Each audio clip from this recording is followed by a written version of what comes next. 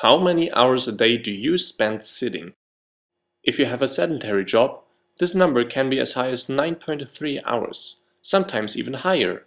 And this is no good news. Studies have shown that sitting for long hours has considerable negative effects on your health, including increased risk of obesity and even death. We all know what we should do regarding healthy sitting practice. Stand up and walk around regularly. Always sit at a 90-degree angle. But the question is, do you really remember to follow these practices?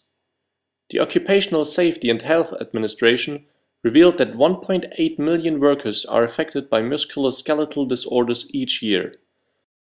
Ergonomic injuries cost an average of $15 billion to $20 billion annually for workers' compensation, and $30 billion to $40 billion in other expenses such as medical care. Our product, P-Block, aims to solve this problem. P-Block has force sensors embedded in the seat and back cushions of the chair, and a microprocessor to record and use the data from these sensors to determine whether a person is sitting on the chair and what their posture is. This data is used in a variety of applications. P-Block knows how long you've been sitting, and if it was too long, P-Block will remind you to stand up and walk around or do some minor exercise. It can even suggest exercises you can do and give you instructions. It can also detect a bad posture and remind you to sit up right. P-Block also provides its users with the option of having their data recorded over a longer period of time for analysis by health professionals.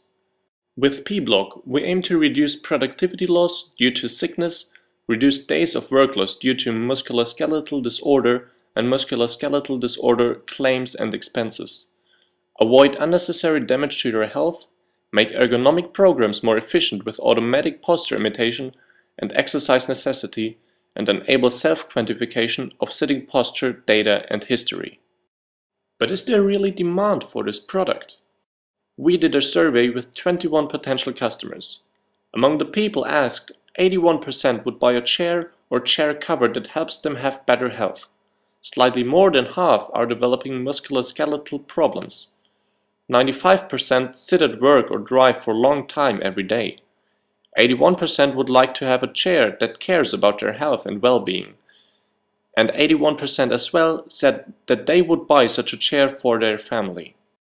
We also conducted face-to-face interviews with many people and received many useful feedback, such as, some are concerned that the concept may be too nerdy or only for people with pre-existing illness. Many are concerned that the reminders and notifications may be too distracting, but they don't want them to be too quiet at the same time. Most would rather buy a chair than a chair cover. Many people like informative, weekly updates about their data and tips for exercises and improving their postures. The average price customers are willing to pay is about $149. Looking at the market, the number of office workers in the US is about 20 million, which can lead to a potential market of $2.6 billion.